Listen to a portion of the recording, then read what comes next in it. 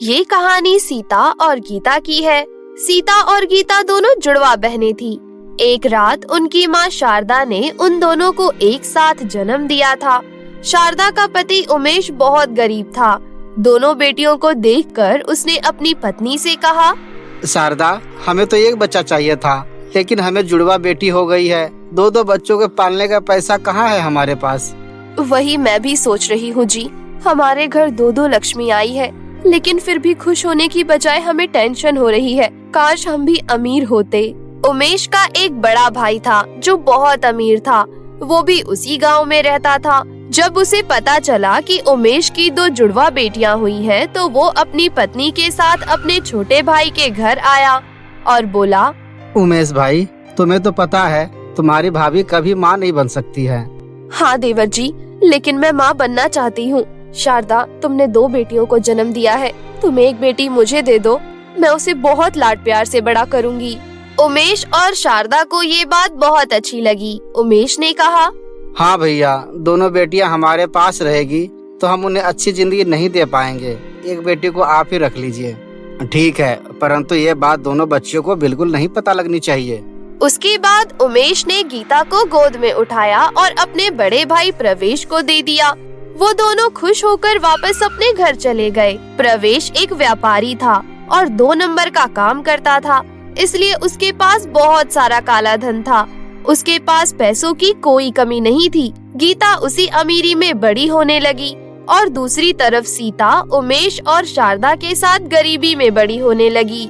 उमेश खेती बाड़ी का काम करता था। कभी उसे फसल से मुनाफा होता तो कभी घर से ही पैसे लग जाते थे।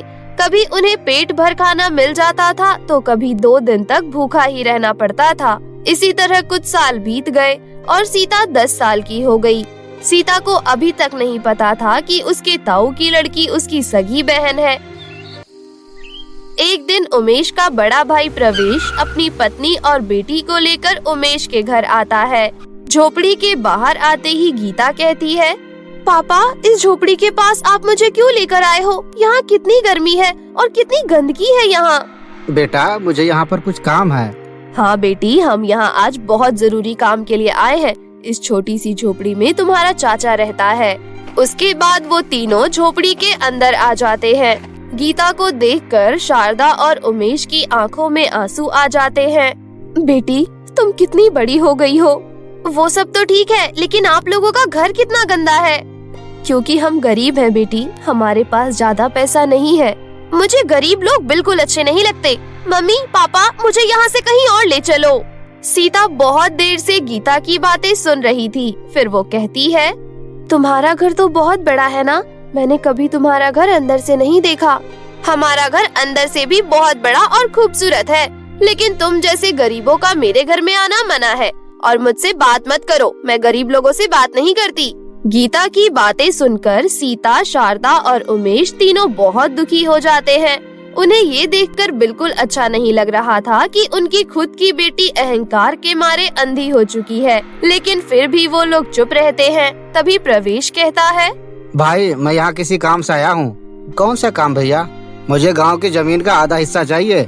मैं अपनी जमीन पर एक बहुत बड़ा मॉल बनाना चाहता हूँ। इससे हमारे गाँव की भी तरक्की होगी। लेकिन भैया, हमारे पास ज्यादा जमीन कहाँ है और हमारे खाने का एकमात्र सहारा वह जमीन ही है। अगर आप उसमें भी हिस्सा ले लीजिएगा तो हम भूखे मर जाएंगे। तो हम क्या करें देवर जी? गांव की जमीन में आप दोनों भाइयों का हिस्सा है। आप इस तरह बेईमानी नहीं कर सकते हैं। लेकिन दीदी, आप लोगों के पास तो कितना कुछ है, हमारे पास तो कुछ भी नहीं है। तुम दोनों मेरी बात कान खोलकर सुन लो। अगर मैंने कह दिया है तो मैं जमीन का हिस्सा लेकर ही रहूंगा। अगर तुम्हें किसी बात का एतराज है तो हम कोर्ट कचहरी के चक्कर लगाने को भी तैयार हैं। कोर्ट कचहरी का नाम सुनकर उमेश की हिम्मत टूट जाती है। बंटवारा हुआ और प्रवेश ने आधे से ज्यादा जमीन अपने नाम करवा ली और वहाँ पर बहुत बड़ा मॉल बनवा लिया। उमेश अब और भी ज्यादा गरीब हो चुका था। भूखे पेट सोना तो उन तीनों की आदत बन गई थी। सीता को भी इतनी सी उम्र में लोगों के घर में काम करना पड़ा। प्रवेश को भी नौकरानी की जरूरत थी, इसलिए उसने सीता को ही अपने घर में काम पर रख लिया। एक दिन गीता ने सीता से कहा, हे भगवान, तेरी हालत कितनी बेकार है। वैसे तो तू मेरी चाचा की बेटी है, उस हिसाब से तू मेरी बहन हुई, लेकिन आज तू कहाँ है और मैं कहाँ हूँ? तू तो मेरी जूतियों के बराबर भी नहीं है। क्या करूँ बहन, गरीब जो हूँ, मेरा नसीब तेरी तरह अच्छा नहीं है। जो भी हो, लेकिन एक बात कान खोल कर सुन ले, आज से तू मेरी पर्सनल नौकरानी है और इस बारे में मैंने मम्मी पापा से बात कर ली है। कल मेरा बर्थडे है तो कल सुबह जल्दी आ जाना, क्योंकि कल मेरे घर में पार्टी है, इसलिए बहुत सारा काम है। कल तो मेरा भी जन्मदिन है। तो क्या हुआ, गरीब लोग अपना बर्थडे नहीं मनाते हैं क्योंकि तुम लोगों के पास खाने के लिए तो कुछ होता नहीं है, फिर केक कहाँ से खरीद कर लाओगे? अच्छा ये सब छोड़, कल सुबह टाइम पर आ जाना। अगले दिन सीता सुबह सुबह गीता के घर पहुंच जाती है। आ गई तू? चल अच्छी बात है, जल्दी से काम शुरू कर दे। पहले पूरे घर की सफाई कर, उसके बाद पूरे घर का डेकोरेशन भी तुझे ही करना है और फिर आने वाले मेहमानों के लिए खाना भी तुझे ही बनाना है। ठीक है बहन, मैं सब कर दूंगी। और हाँ, मेरे बहुत अमीर अमीर दोस्त आने वाले हैं, उन लोगों के सामने मुझे बहन कहकर मत बुलाना। अगर उन्हें पता चल गया कि तुझ जैसी गरीब भिखारी मेरी बहन है तो मेरी बहुत इंसल्ट हो जाएगी। गीता की बात सुनकर सीता को रोना आ गया, लेकिन फिर भी वो चुपचाप घर का काम करती रही। सारा काम करने के बाद उसने खाना बनाना शुरू किया। इसी तरह शाम हो गई और गीता के बहुत सारे अमीर दोस्त आ गए। वो सभी महंगी महंगी गाड़ियों से आए थे। तभी प्रवेश गीता के लिए एक बहुत बड़ा 4 मंजिला केक लेकर आता है। केक देखकर सीता के होश उड़ जाते हैं क्योंकि केक बहुत बड़ा था। वाह पापा, केक तो बहुत सुंदर लेकर आए हो आप मेरे लिए। इतनी शानदार पार्टी और केक देखकर सीता अपने मन में सोचती है, अमीर लोगों का कितना अच्छा होता है, महंगे कपड़े, महंगा केक, काश मैं भी अमीर होती। सीता और हैरान हो गई जब उसने देखा कि गीता ने केक पर कैंडल लगाया और एक 500 रुपए के नोट में आग जलाकर उस कैंडल को जलाया और उसके बाद गीता ने केक काटा। फिर सीता केक लेकर सभी को बांटने लगी। केक ले लीजिए, आप केक लेंगे? तभी एक लड़का सीता को देखकर गीता से कहता है, गीता, तेरी नौकरानी की शक्ल तुझसे इतना क्यों मिल रही है? नहीं तो तू कैसे देख रहा है, ये तो मेरी नौकरानी ही है ना नौकरानी? हाँ, मैं गरीब नौकरानी हूँ, मेरा गीता के साथ कोई रिश्ता नहीं है। ऐसा कहकर सीता केक लेकर आगे बढ़ने लगती है। तभी गीता की एक सहेली के कपड़ों में जरा सा केक लग जाता है। गरीब नौकरानी, ये क्या किया तूने? मेरे इतने महंगे कपड़े खराब कर दिए। ऐसा कहकर गीता की सहेली सीता को मारने लगी। गीता भी सीता को पीटने लगी। सीता ने आज बहुत मार खाई।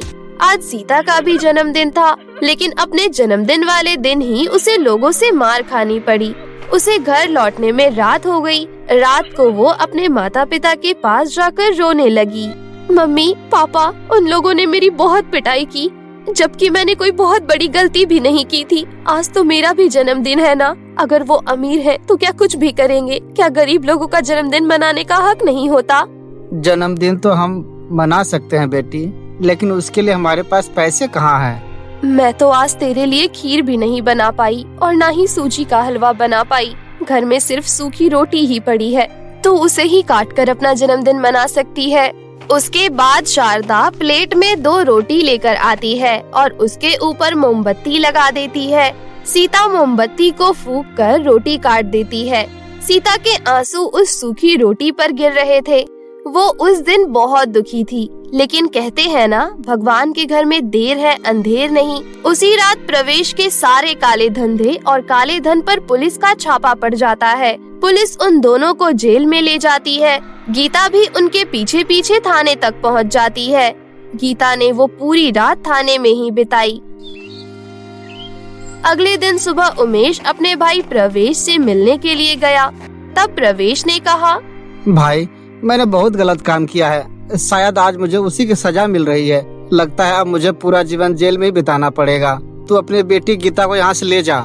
गीता बेटी, तेरे चाचा ही तेरे असली पिता हैं। क्या? ऐसा कैसे हो सकता है?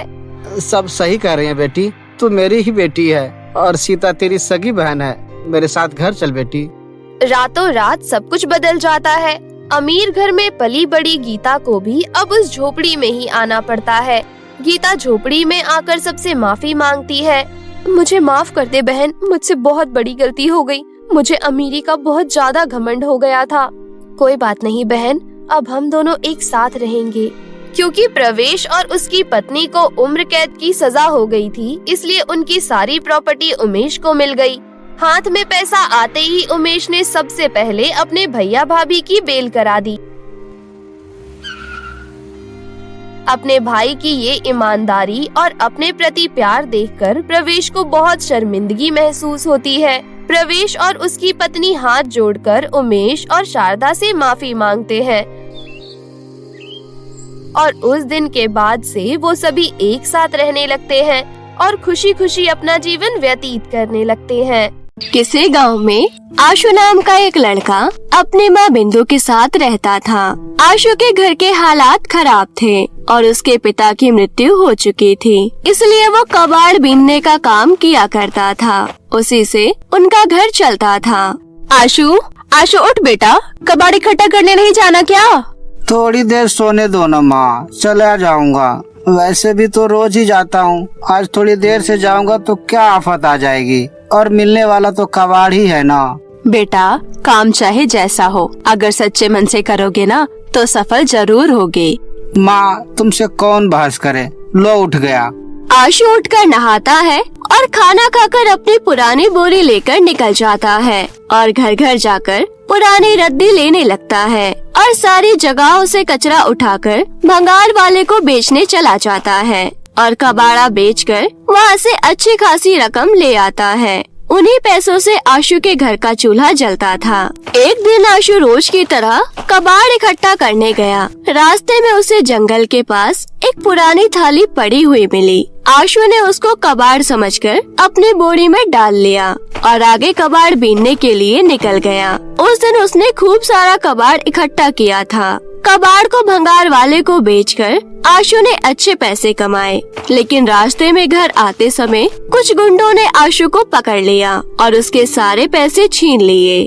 बेचारा आशु वही फटा पुराना बोरा लेकर घर वापस पहुंचा और अपनी माँ को सारी बात बताई, लेकिन तभी आशु के कबाड़ वाले बोरे से वही जंग लगी पुरानी थाली निकलकर गिर पड़ी। आशु उस थाली को देखकर हैरान रह गया, क्योंकि उसने वो थाली तो भंगार वाले को बेच दी थी, लेकिन ना जाने वो थाली बोरी में ही कैसे छूट गई थी। बिंदु तब तक अंदर से एक अनाज का डब्बा लाती है और उल्टा करके आशु को दिखाती है। उनके घर में कुछ भी नहीं था। उस डब्बे में सिर्फ एक ही दाना था।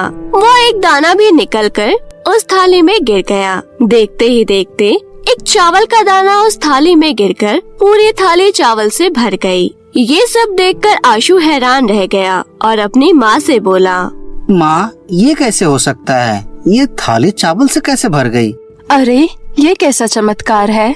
आशु तुरंत दौड़कर पड़ोसी रमेश के घर गया और उससे दाल का एक दाना मांग कर लाया और उसने वो दाल का दाना उस थाली में डाला और देखते ही देखते वो एक दाल का दाना बहुत सारी दाल में बदल गया। बेटा, मुझे तो ये जादुई थाली लगती है। सच बता, तुझे किसने दी? आशु ने बिंदु को सारी बात सच सच बता दी। अच्छा, तो फिर ये थाली सच में करामाती जादुई थाली है, लेकिन क्या पता इसके अंदर कोई भूतिया शक्ति हो। अरे माँ, ये थाली जादुई हो या भूतिया, लेकिन ये हमारे लिए भगवान के वरदान से कम नहीं है। हाँ बेटा, तू कह तो ठीक रहा है। शायद भगवान को हमारी हालत पर दया आ गई और उन्होंने ही ये चमत्कार किया हो। उसके बाद बिंदु ने चूल्हे में लकड़ी जलाई और फटाफट दाल चावल बना लिए और माँ बेटे ने मिलकर पेट भर के खाया। अगली सुबह बिंदु अड़ोस पड़ोस से अलग अलग तरह की चीजें मांग कर लाई और आशु ने वो सभी अनाज के दाने एक एक कर उस थाली में डाले और सभी चीज भर भर कर डब्बे में रख ली। बेटा, आज से तुम कबाड़ी का मुश्किल काम नहीं करोगे। तो माँ, क्या काम करूँगा मैं? अब तुम मंडी में अनाज बेचने का काम करोगे।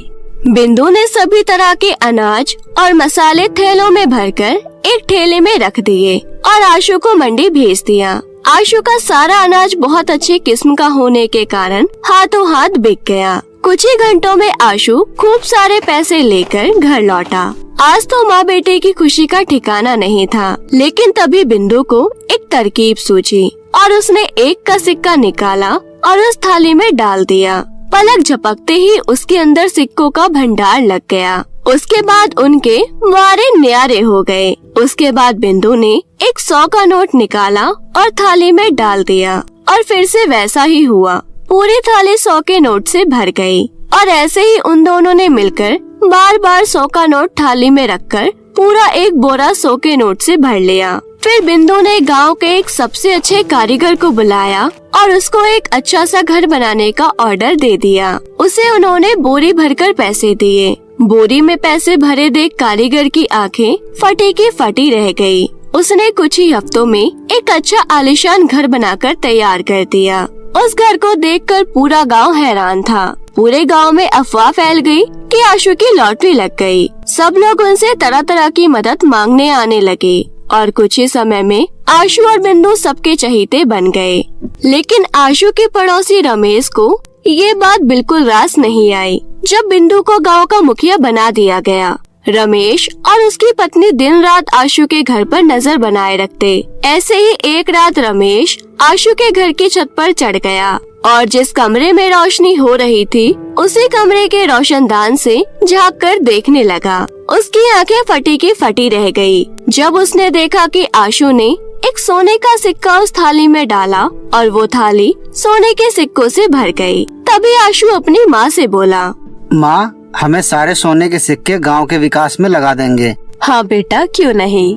रमेश ये सब देखकर जल भुन गया और घर आकर अपनी पत्नी को सब कुछ बताया। रमेश और उसकी पत्नी ने मिलकर जादुई थाली को चुराने का प्लान बनाया और अगली रात जब आशु और उसकी माँ सो रही थी तो रमेश उसी रोशनदान से आशु के कमरे में घुस गया और वो पुरानी थाली चुरा कर ले आया। घर आकर दोनों पति पत्नी ने मिलकर कुछ पैसे और एक हार उस थाली में रख दिया। लेकिन देखते ही देखते सब कुछ पत्थर में बदल गया और वो पत्थर उन दोनों पर ही बरसने लगे।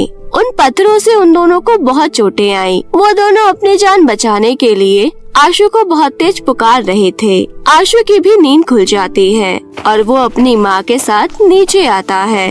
उसके बाद रमेश और उसकी पत्नी मिलकर आशु से माफी मांगने लगे और आशु ने हाथ जोड़कर उस थाली से माफी मांगी और वो थाली अपने आप ही आशु के कमरे में वापस चली गई। अब रमेश और उसकी पत्नी के साथ साथ सारे गांव वालों को पता चल गया था कि ये जादुई थाली का प्रयोग सिर्फ आशु ही कर सकता है। उस दिन के बाद से किसी ने भी आशु की जादुई थाली को हाथ लगाने की हिम्मत नहीं करी। अब आशु की जिंदगी में किसी भी चीज की कोई कमी नहीं थी। अब वो अपनी माँ के साथ हंसी खुशी रहने लगा।